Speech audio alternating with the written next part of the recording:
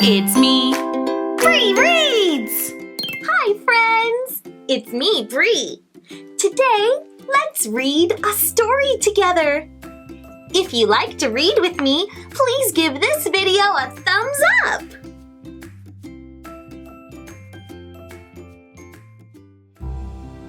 The Book Tree by Paul Sajak.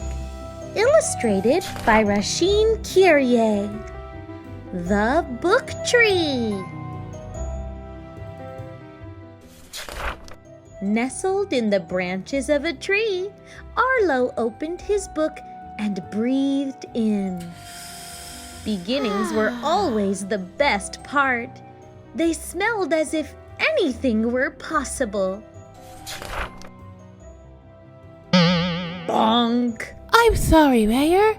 I got lost in my book and it slipped. Oh, preposterous! Books are dangerous. I don't trust them. They act like seeds, which grow into ideas. And ideas turn into questions. I will tell you what you need to know. First, the mayor gathered every book in the library, and then every book in the whole town. Then he tore them up, until all that was left was a single page that floated away in a passing breeze. No! Arlo chased the page as it blew across town. It reminded him of a dandelion seed drifting on a wish.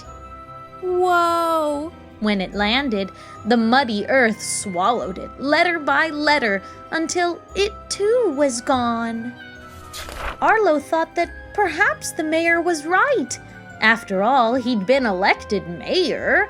He must know something. But without books, Arlo noticed changes wherever he looked. At school, teachers had nothing to read, so story time became nap time. Without cookbooks, restaurants served only dry cereal. No one went to the theater, since actors had nothing to act out. And in the place Arlo loved most, all the shelves were empty. Arlo sat where the last page was buried. He missed the crack and creak of a book's spine the first time you open it. He longed for the smell and the crisp texture of a book's pages, but most of all, he missed getting lost in an epic adventure. Sadly, Arlo scratched 2 words into the dirt. The end. Endings were the worst part of any book. But as he stared at the words, they grew into an idea. Arlo sat with pencil and paper and let his ideas flow. He read his stories out loud to anyone who passed by, but no one stopped to listen. Then Arlo heard something, a sound he thought he'd never hear again. That familiar crack and creak. Huh? When Arlo looked for the source of the sound, he saw a sprout springing from where the page had been buried. It began to open its leaves. It reached for Arlo's words, begging for more. Oh! With every story Arlo wrote and read aloud, the sprout grew. Arlo wrote a story about a giant, and the tree grew tall, stretching for the clouds. He wrote about a fire-breathing beast, and its branches became as strong as dragon's claws. He wrote about a magical swan made of paper, and blooms of tissue paper blossomed into books. When the books were ripe, Arlo climbed into the branches of the book tree and breathed deeply, enjoying the fruits of his harvest. While Arlo read, a friend stopped under the tree. "I'm bored. There's nothing to do." You could try reading, Arlo said. "Is that a book?" Yep. Here, I love this story, Arlo said. giving her a hand up into the tree. The two shared the shady spot.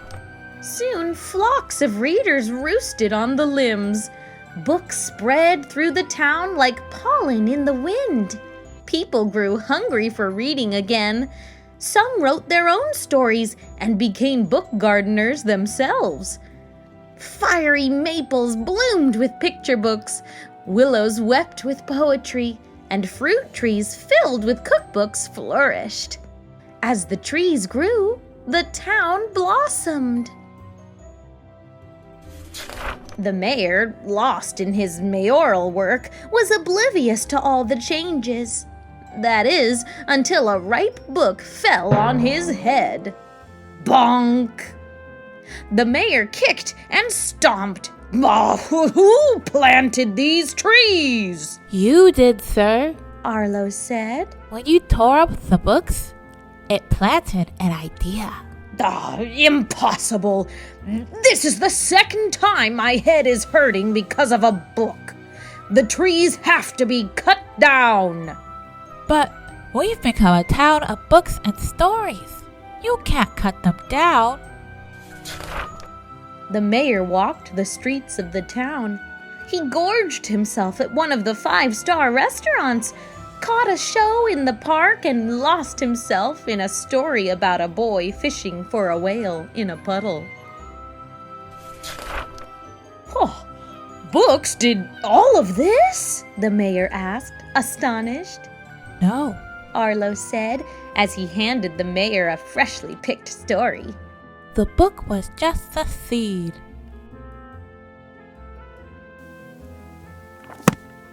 The end. Thank you for reading with me today. The book tree started from one small seed, one idea, that inspired all kinds of stories.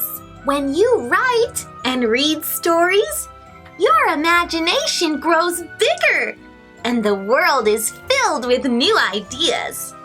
And that's a world I want to live in. You can find me on Instagram, and please subscribe to my channel for more books and more fun. See you next time. Bye-bye.